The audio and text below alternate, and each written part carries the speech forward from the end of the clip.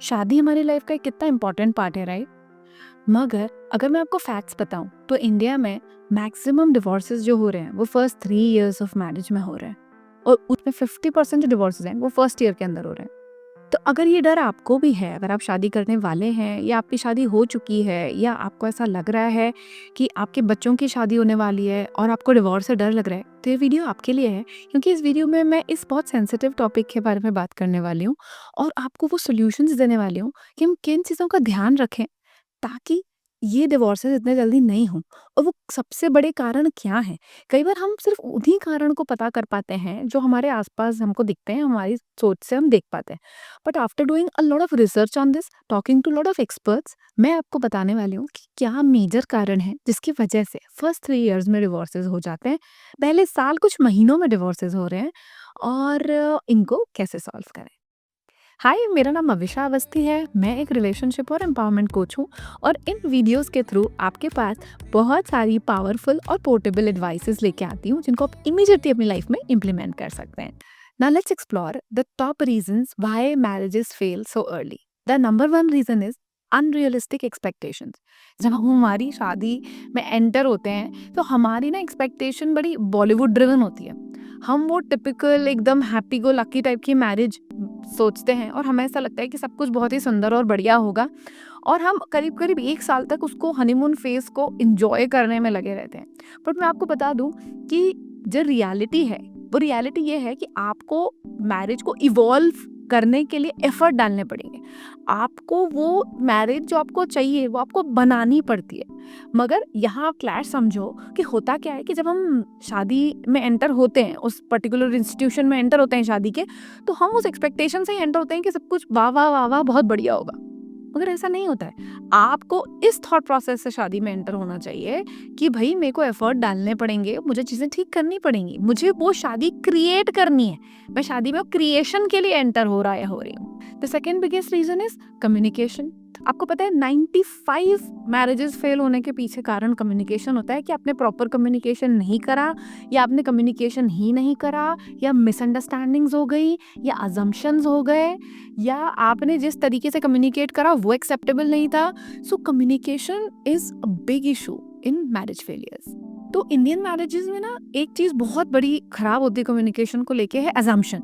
हम अज्यूम करते हैं कि ये तो समझना ही चाहिए, हम अज्यूम करते हैं कि ये तो एक बार बोला था तो फिर तो बिल्कुल कंठस्थ हो गया, सामने वाले को समझ में आ गया। भाई, अगर आप अपनी शादी बचाना चाहते हो तो क्लियर कम्युनिकेशन करना सीखिए। आप इस चीज को कह के नहीं बच सकते कि मुझे बताना नहीं आता, मुझे एक्सप्रेस करना नहीं आता, क्योंकि इसका जो दुष्परिणाम होगा आपकी शादी पे वो बहुत बड़ा होगा। तो एक्सप्रेस क्लियरली करिए, अजम्पशन से बचिए। तीसरा बड़ा रीजन जो है वो है फाइनेंशियल कॉन्फ्लिक्ट्स। सो मनी इंपॉर्टेंट है, पर मनी बहुत सारे डिवोर्सेस और बहुत सारे झगड़ों की जड़ है। तो इसका सोल्यूशन ये है कि आप भैया शुरू में कम्युनिकेशन क्लियर करिए कि कौन पैसे मैनेज करने वाला है, आपके ऊपर अगर डेट है तो वो कितना डेट है, क्योंकि जब आपके पार्टनर आपकी लाइफ में आने वाले हैं तो वो डेट उनके भी जीवन का हिस्सा बन जाएगा। जो पैसा घर में आ रहा है वो अगर किसी जगह, किसी डेट में या किसी रिलेटिव को कहीं जाने वाला है तो आपके पार्टनर को पता होना चाहिए। बिकॉज अगर फाइनेंशियल इश्यूज आते हैं तो वो इशू पैसे का नहीं है, वो इशू ट्रस्ट का बन जाता है। तो मैं नहीं चाहती हूँ कि आपके रिलेशनशिप में या आपकी फ्यूचर रिलेशनशिप में मनी को लेके ट्रस्ट इश्यूज आए। तो आप पहले से प्रॉपर कम्युनिकेशन करिए। और एक बहुत बड़ा इशू है डाउरी, गिफ्ट्स। तो इन सब की भी आपकी फैमिली की जो भी एक्सपेक्टेशन है क्लियर कम्युनिकेट करिए, क्योंकि अभी भी आई सी कि देयर आर फैमिलीज जो डाउरी एक्सपेक्ट करते हैं, और डाउरी एक्सपेक्ट करते हैं they give you a list of things. So if this is the marriage you want to enter into, तो शुरू में ही अगर मनी को लेके कॉन्फ्लिक्ट रहेंगे तो आगे तो वो कॉन्फ्लिक्ट बड़े होने। और मेरे कुछ क्लाइंट्स हैं जो शुरू में उनको ऐसा लगा कि ठीक है अभी ये चीज़ एडजस्ट रही, मगर आपने उसको सॉल्व नहीं करी, वो एडजस्ट भी नहीं हुई, इनफैक्ट वो एक्सपैंड होके कंपाउंड होके बहुत बड़ी हो गई। तो पैसे को लेके क्लैरिटी रिलेशनशिप के स्टार्टिंग में ही बहुत ज़्यादा ज़रूरी है। The next big reason is lack of emotional and physical intimacy. अब इमोशनल अंडरस्टैंडिंग और फिजिकल इंटीमेसी रिलेशनशिप में बहुत ज़्यादा इंपॉर्टेंट है। You can't take these things for granted, because अगर आप अपने पार्टनर के और अपने इमोशंस को नहीं समझ रहे हैं अर्ली ऑन तो चीज़ें पाइल अप होंगी, वो फ्रस्ट्रेशन बनेगा, वो रिजेंटमेंट बिल्ड होगा। तो आपकी आदत ये होना चाहिए कि अगर झगड़ा, मिसअंडरस्टैंडिंग, किसी भी प्रकार के इमोशनल अप्स एंड डाउन आए तो एज अर्ली एज पॉसिबल उनको कैटर करा जाए और उनको रिजॉल्व करा जाए। क्योंकि अब जो जनरेशन है जिसकी मैं बात कर रही हूँ सिंस अ डिकेड, वो ये इमोशनल अपीवल्स लेने को तैयार नहीं, जबकि ये बात गलत है। मगर अगर अब सामने वाले को ऐसा लगता है कि यार मैं बहुत लोनली फील कर रही हूँ या मुझे बहुत गुस्सा आ रहा है, ये लेडी मुझे बहुत गुस्सा दिला रही है, then issues as small as this lead to divorces. So आप इमोशनल अंडरस्टैंडिंग पे ध्यान रखिए। दूसरी चीज़ जो मैंने बताई, physical intimacy, because physical intimacy को लेके सबकी अलग अलग एक्सपेक्टेशन हो सकती है, और बहुत सी बार बिकॉज इंडियन सोसाइटी इसको के बारे में खुल के बात नहीं करती है, तो हो सकता है कि आपने भी अपने पार्टनर से क्लियर कम्युनिकेशन नहीं करा हो और वो रिजेंटमेंट आपके अंदर बिल्ड हो रहा हो, और आप जिस दिन एक्सप्रेस करें उस दिन शायद चीज़ें खराब हो जाएं। तो फिजिकल इंटीमेसी रिलेशनशिप का, शादी का एक बहुत इंपॉर्टेंट पार्ट है, तो उसको नर्चर करना बहुत ज़्यादा ज़रूरी है। मैं आपको मेरे कुछ क्लाइंट्स की रियल लाइफ केस स्टडी भी बताना चाहती हूँ। एक मेरे क्लाइंट थे Rohan and Kritika. They had a love marriage and the relationship was since 5-6 years। तो उन्हें ऐसा लगता था कि वी आर तो इनसेपरेबल, बट प्यार में होना, गर्लफ्रेंड बॉयफ्रेंड होना और रियल शादी में आना, 24 आवर्स किसी के साथ रहना बहुत अलग बात है। क्योंकि जब आप किसी से कुछ देर के लिए मिलते हैं, आप उस रिलेशनशिप को नर्चर करना चाहते हैं, तो आपका पूरा एफर्ट कहाँ रहता है कि आप सामने वाले को नाराज ना करें, उसको आप क्या दे दें कि ये रिश्ता नर्चर हो। पर जैसे ही शादी होती है तो ये एटीट्यूड गलत है, पर हमारा एटीट्यूड इस तरीके से कन्वर्ट हो जाता है, जो इस रिश्ते में हुआ कृतिका और रोहन के साथ, कि now they started taking each other for granted, कि कृतिका तो ये समझती है, रोहन को तो ये पता ही है। Now this taking for granted started converting into big fights. वो लड़ाइयाँ जो हैं वो धीरे धीरे एक दूसरे के ऊपर टैग बन गई, मतलब रोहन ऐसा है, कृतिका ऐसी है। और उसके बाद जब वो मेरे पास आए तो almost they came deciding for a divorce, and it was merely not even an year in their marriage. They came कि नहीं, मुझे पता नहीं था कि ये बंदा ऐसा है। भैया, ये बंदा वही वैसा ही था, ये बंदी वैसी ही थी, पर आप उसको कैसे नर्चर कर रहे थे शादी के बाद, शादी के पहले, और आपने शादी के बाद उसको कैसे करा। तो ये जो डिफरेंस आया, जब उन्हें समझ में आया कि हाँ ठीक है, पहले हमारा एटीट्यूड बहुत देने का था और फिर अचानक से शादी के अगले दिन से वो लेने का एटीट्यूड बन गया। क्योंकि सबकी शादी के बाद अपने स्पाउस से, अपनी फैमिली से बहुत सारी एक्सपेक्टेशन होती हैं, बहुत सारी अनसेट एक्सपेक्टेशंस होती हैं, जो कि कृतिका और रोहन ने एक दूसरे के ऊपर मर दी और वो पूरी नहीं हुई। और उनको इतना बुरा क्यों लगा कि वो 1 साल के अंदर डिवोर्स के लिए सोचने लगे और वो मेरे पास आ गए, क्योंकि जितनी ज्यादा एक्सपेक्टेशन और प्यार होता है उतना ही ज्यादा वो नीचे बॉटम में गिरता है। जब आपने ये सोचा होता है कि यार ये रिश्ता तो इतना ब्यूटीफुल है, तो टूट ही नहीं सकता, इसमें तो कुछ खराब हो ही नहीं सकता, जब उसमें कुछ चीजें खराब होती हैं तो आपको ऐसा लगता है कि अब तो मतलब खत्म ही हो गया। और लव मैरिजेस के साथ ऐसा बहुत ज्यादा हो रहा है। तो if you can resonate with this, with your marriage, और आपके किसी फ्रेंड्स या आपके सिस्टर ब्रदर किसी की शादी में ऐसा कुछ हो रहा है, तो आप इस पर्सपेक्टिव को, चीज़ों को समझिए कि हमारा पहले बिहेवियर शादी के पहले और शादी के बाद में क्या डिफरेंस आया, and this is the main reason. एक और मैं अपने क्लाइंट का एग्जांपल आपको बताती हूँ, अमनदीप और सिमरन। अमनदीप और सिमरन की जब शादी हुई तो this was an arrange marriage, but still they had a kind of a courtship और a dating period of 1.5 to 2 years। तो जब उनकी शादी हुई तो अमन ने सिमरन को ये नहीं बताया था कि they family had a lot of debt, उनको उनका कुछ ना कुछ लोन्स थे, उनकी कुछ उधारी थी जो उन्हें चुकाना है। अब क्या हुआ कि Simran actually had no problem with dates, she had this problem कि मुझे बताया क्यों नहीं, और उसको ये पता शादी के कुछ 7-8 महीने बाद चला, एंड अनलकीली, अनफॉर्चुनेटली उसे ये पता किसी थर्ड पर्सन या रिलेटिव से पता चला किसी शादी में। हुआ क्या, 3-4 दिन शादी के लड़ाई झगड़े में पूरे खराब हो गए, ट्रस्ट इश्यूज आए, और सिमरन के अंदर ये बात आई कि इन्होंने मुझे अगर ये बात नहीं बताई है, अमन ने मुझे अगर ये बात नहीं बताई है, तो हो सकता है और भी कोई बातें नहीं बताई हों, और उनके जो इश्यूज थे वो डेट से ज़्यादा ट्रस्ट इश्यूज में कन्वर्ट हो गए। फिर eventually after few counselling sessions हम लोगों ने चीज़ों को क्लियरली समझा। फिर Aman said sorry also for this, but आप सोचो कि एक छोटी सी चीज़ को ग्रांटेड ले लेना, अजम्पशन ले लेना, उसका शुरू में भी यही कहना था बिफोर द सेशंस कि यार ठीक है, नहीं बताया तो क्या हुआ, I didn't wanted you to come under pressure. But अगर आपको कोई पार्टनर है तो प्रोबेबली आप जिस प्रेशर से डर रहे हो वो प्रेशर बाद में जो प्रेशर क्रिएट कर देगा उसका आपको अंदाजा भी नहीं है। तो clear communication of things that you really feel कि बहुत छोटी हैं, पर वो छोटी चीज कब एक्सपैंड होके बर्स्ट आउट हो जाएगी you don't know. So it's better that आप चीजों को क्लियर कम्युनिकेट करें। Now let me summarize all the solutions और द टिप्स एंड ट्रिक्स जो आपको ध्यान में रखने हैं, सो दैट योर मैरिज या मैरिज ऑफ योर सन और डॉटर और your friends do not fail early, जिसके लिए भी आप ये वीडियो को देख रहे हैं यहाँ तक। सबसे पहला कम्युनिकेशन बहुत इंपॉर्टेंट है। मैंने पहले भी आपको बताया था कि 95% मैरिजेस कम्युनिकेशन की वजह से फेल होती है। अजम्पशन से बाहर आइए और टाइम आने पे बता देंगे से बाहर आ जाइए, समझना चाहिए था से बाहर आ जाइए, मेरा ये मतलब था से बाहर आ जाइए, मेरा ये मतलब नहीं था से बाहर आ जाइए। कम्युनिकेशन क्लियर करिए, क्योंकि अगर वो टाइम ले लोगे आप तो बाद में वो झगड़ा होने के चांसेस ज़्यादा हैं। इनिशियल लेवल में आपको जो झगड़े से डर लग रहा है, पर वो अगर बड़ा झगड़ा बाद में कन्वर्ट हो रहा है, तो बेटर है कि आज छोटा सा रेजिस्टेंस या झगड़ा हो जाए पर कम्युनिकेशन क्लियर हो जाए।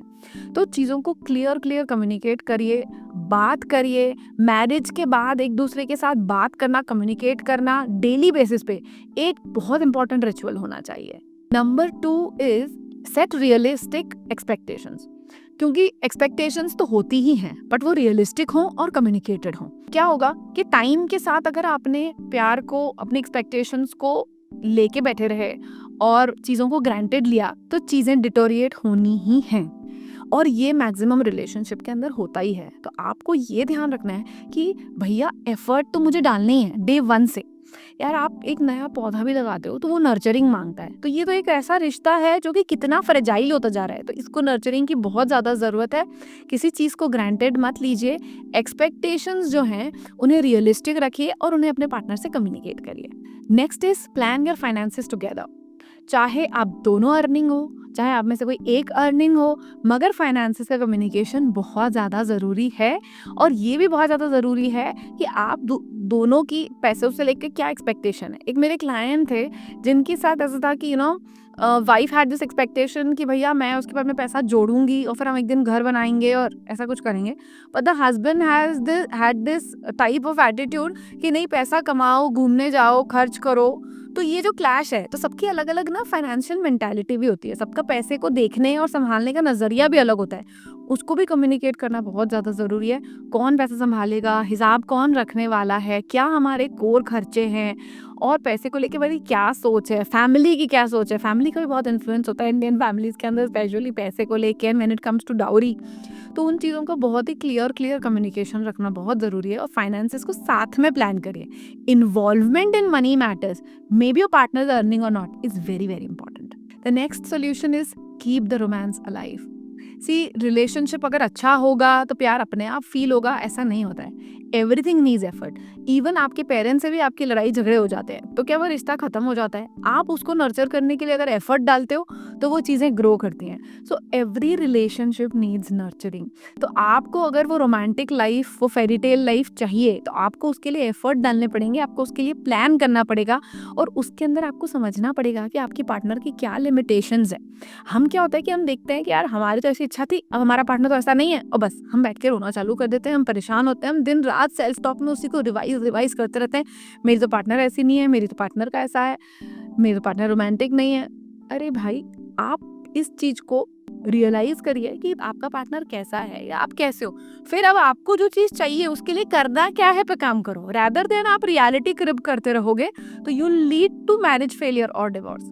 सो बेटर ये है कि आप छोटे छोटे जेस्चर्स पे ध्यान दो। एज अ रिलेशनशिप कोच मैं एडवाइस देती हूँ कि कोई ग्रैंड जेस्चर्स की जरूरत नहीं है, साल में एनिवर्सरी पे एक बहुत बड़ी डेट की जरूरत नहीं है। It's like those tiny moments, वो एक छोटी सी वॉक, वो छोटा सा अप्रिसिएशन, ये ज़्यादा ज़रूरी है। तो वो छोटे छोटे अप्रिसिएशन मूव्स जो हम शादी के पहले करते, उसको जिंदा रखना, अपने शादी को जिंदा रखने के लिए बहुत ज़्यादा ज़रूरी है। The last point and a very very important point is कि अगर आपको ज़रा भी रेजिस्टेंस महसूस हो रहा है, मिसअंडरस्टैंडिंग्स महसूस हो रही हैं, तो ऑब्वियस सी बात है, you are not perfect that you could solve everything.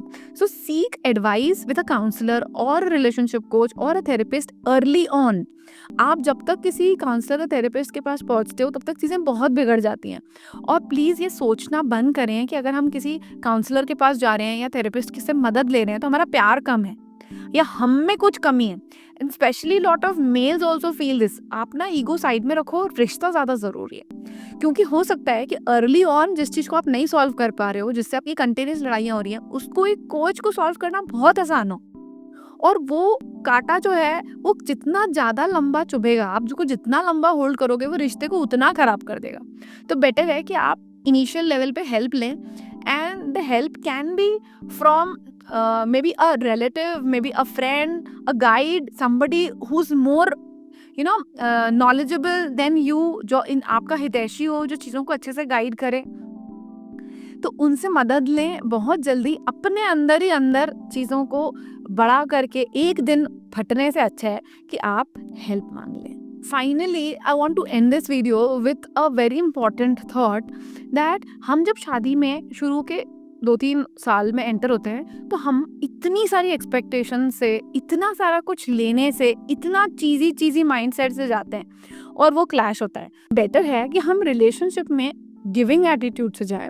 दूसरा, हम इस एटीट्यूड से जाएं कि भाई मुझे पहले 1-2-3 साल में रिश्ते को बनाना है, एक दूसरे को समझना है, चीज़ों को स्ट्रॉन्ग बिल्ड करना है। झगड़े होंगे, मिसकम्युनिकेशंस होंगे, बट वो हर एक मिसकम्युनिकेशन से मैं अपने पार्टनर को और ज़्यादा समझूंगा या समझूंगी और उन चीज़ों को बिल्ड करेंगे। जैसे अगर आप एक नया बिजनेस या एक नया स्टार्टअप भी चालू करते हो तो आपको पता होता है कि यार शुरू में फेलियर्स आएंगे, शुरू में एफर्ट ज़्यादा लगेंगे, पर एक बार हमने उसको संभाल लिया, वो शुरू के ग्लिच को संभाल लिया, तो बाद में चीज़ें आसान है।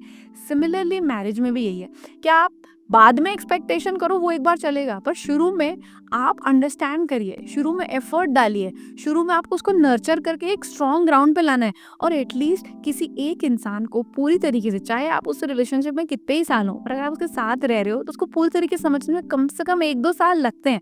क्योंकि समझना सिर्फ दिनचर्या का नहीं होता है, उसके गोल का होता है, उसके पास्ट का होता है, उसके इमोशन का होता है, और वो सामने वाला क्या अपने बिलीव्स, क्या अपनी कंडीशनिंग्स लेके आ रहा है, उन सारी चीज़ों को समझना पड़ता है हमको। और life is ever evolving. So relationship का मतलब ये नहीं होता है कि लड़े भिड़े बहुत अच्छा रिश्ता ही होना चाहिए। रिलेशनशिप का मतलब होता है कि लड़े भिड़े इन चीज़ों को सॉल्व करें और एक स्ट्रॉन्ग रिलेशनशिप बनाएं। एफर्ट, अंडरस्टैंडिंग और कम्युनिकेशन, ये 3 चीज़ें ऐसी हैं जो आपके रिश्ते को डिवोर्स से भी बचाएंगी और एक बहुत पावरफुल और स्ट्रॉन्ग रिश्ता बनाएंगी। Thank you so much for watching this, and if you like this video please इसको अपने फ्रेंड्स के साथ शेयर करिए। आई एम श्योर कि वो उनकी मदद करेगा। अगर आपने मेरे चैनल को सब्सक्राइब नहीं करा है तो do subscribe to this channel, like this video, do comment that what you like most about the video. आप किस चीज़ को इम्प्लीमेंट कर रहे हो, क्या प्रॉब्लम्स या चैलेंजेस आप अपनी लाइफ में फेस कर रहे हो। I will be ready to help. I would love to read how you found this video in the comment section below. Thank you.